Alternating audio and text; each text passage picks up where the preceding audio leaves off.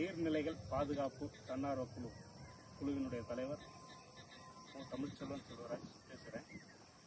திண்டுக்கல் மாவட்டம் ஆத்தூர் வட்டம் காந்திகிராம ஊராட்சிக்கு கட்டுப்பட்ட இந்த குளம் வந்து சர்வோதயா செக்டேப் குளம் அப்படின்னு நம்ம ஊராட்சியினுடைய செயலாளர் அண்ணன் தெய்வம் அவர்கள் காமிச்சிருக்கிறாங்க.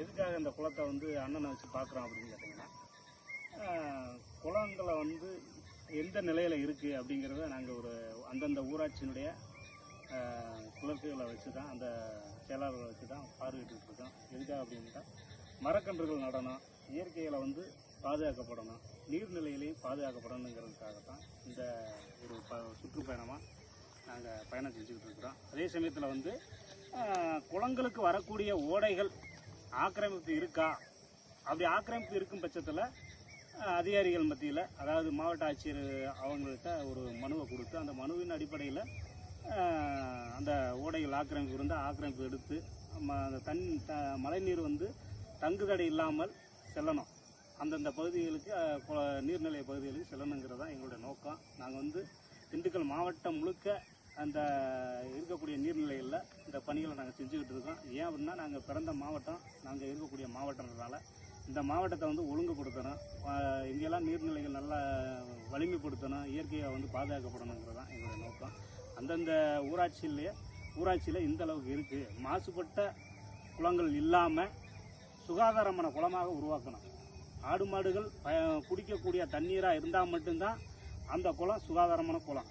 ஆடு மாடுகள் குடிக்க முடியாத பட்சத்தில் அந்த குளம் சுகாதாரமான குளம் இல்லை. அதனால தான் நாங்கள் வந்து இந்த குப்பை குளங்களை சேர விடாமல் தடுக்கணும்.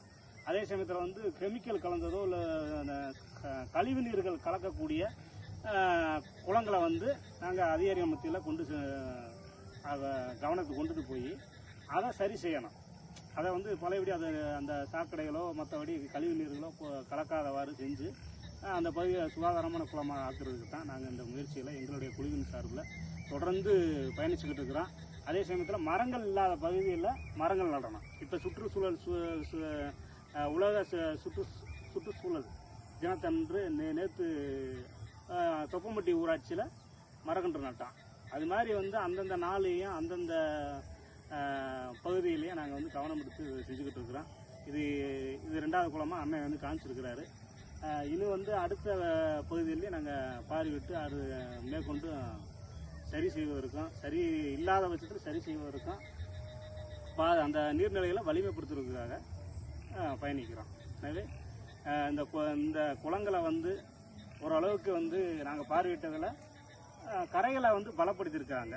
எனவே இந்த ஊராட்சிக்கும் ஊராட்சி செயலாளர் அவர்களுக்கும் அப்பகுதியினுடைய வட்டார வளர்ச்சி அலுவலர் அவர்களுக்கும் இந்த நேரத்தில் நாங்கள் நன்றி சொல்லிக்கிறோம். நீர்நிலை சார்பாக நன்றி, வணக்கம்.